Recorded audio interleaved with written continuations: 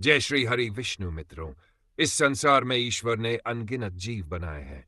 इनमें पशु पक्षी, कीड़े मकोड़े और मनुष्य सभी शामिल है।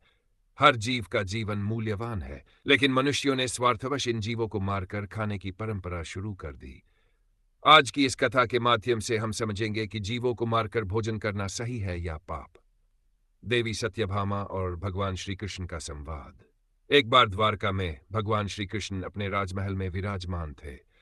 उसी समय देवी सत्यभामा उदास मन से उनके पास आईं। उन्होंने पूछा, हे प्रभु, मैंने कुछ मनुष्यों को छोटे छोटे जीवों को मारकर भोजन बनाते देखा है। क्या यह उचित है? क्या जीवों को मारकर खाना धर्म है या पाप? भगवान श्री कृष्ण मुस्कुराए और बोले, हे देवी सत्यभामा, यह प्रश्न बहुत महत्वपूर्ण है। मैं तुम्हें इसका उत्तर एक कथा के माध्यम से दूंगा। इसे ध्यान से सुनो। चंद्रपुर गांव की कथा। प्राचीन समय में चंद्रपुर नामक एक गांव था। वहां एक धनी व्यक्ति रहता था जो बहुत धार्मिक होने का दिखावा करता था। एक दिन उसने गांव में भंडारे का आयोजन किया और सबको आमंत्रित किया। भंडारे में दो प्रकार के भोजन परोसे गए, शाकाहारी और मांसाहारी। मांसाहारी भोजन में बकरी, मुर्गा और मछली बनाई गई। गांव के लोग आए और अपनी पसंद का भोजन करने लगे। भोजन समाप्त होने के बाद वह धनी व्यक्ति खड़ा हुआ और बोला, भगवान ने मांसाहार को धर्म का हिस्सा बनाया है। मांस खाना पाप नहीं, बल्कि भगवान की इच्छा है। तभी सभा में एक युवा खड़ा हुआ।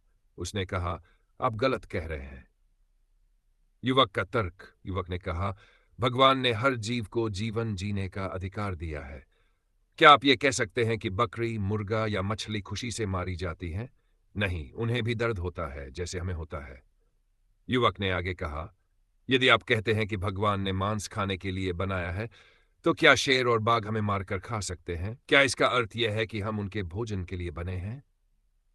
उसके तर्क सुनकर सभा में सभी लोग चुप हो गए।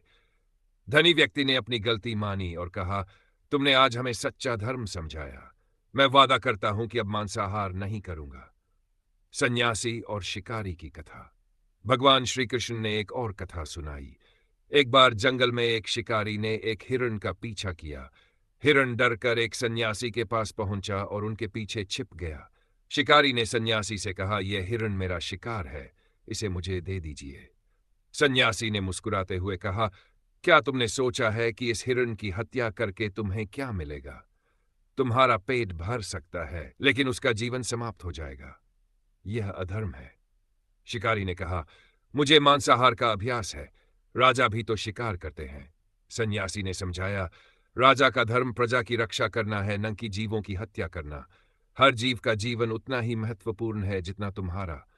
जो मांस खाते हैं वे दूसरों के दुख का कारण बनते हैं।